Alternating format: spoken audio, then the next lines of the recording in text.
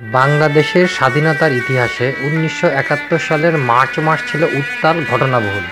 ১৯৭১ সালের মার্চ মাসের প্রতিদিনের ঘটনা প্রবাহ নিয়ে এই টাইমলাইন তৈরি।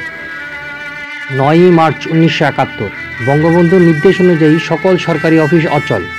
মার্শাল ও অ্যাডমিনিস্ট্রেটর সংশ্লিষ্ট সামরিক বিধি পরিবর্তন করে সামরিক শাসন পরিচালক পদে লেফটেন্যান্ট জেনারেল টিক্কা খানের নিয়োগ। উল্লেখ্য, ৬ই মার্চ টিক্কা খানকে পূর্ব পাকিস্তানের গভর্নর নিয়োগ দেওয়া হয়েছিল।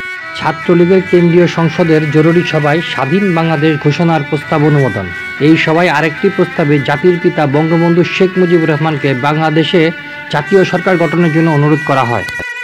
পল্টনে জনসভায় মৌলানা ভাসানী ঘোষণা করেন, ২৫শে মার্চের পর শেখ মুজিবের সাথে আন্দোলন করবেন। টেলিফোনে মুজিব ভাসানী আলোচনা হয়। ঢাকা থেকে বিদেশি নাগরিকদের সরিয়ে নিতে স্ব দেশ থেকে বিমানের ঢাকায় অবতরণ। প্রয়োজন বোধে জাতিসংঘের স্টাফ ও তাদের পরিবারকে অপসারণের নির্দেশ দিয়েছেন জাতিসংঘের মহাসচিব। রাজশাহীতে কারফিউ জারি, প্রতিবাদ।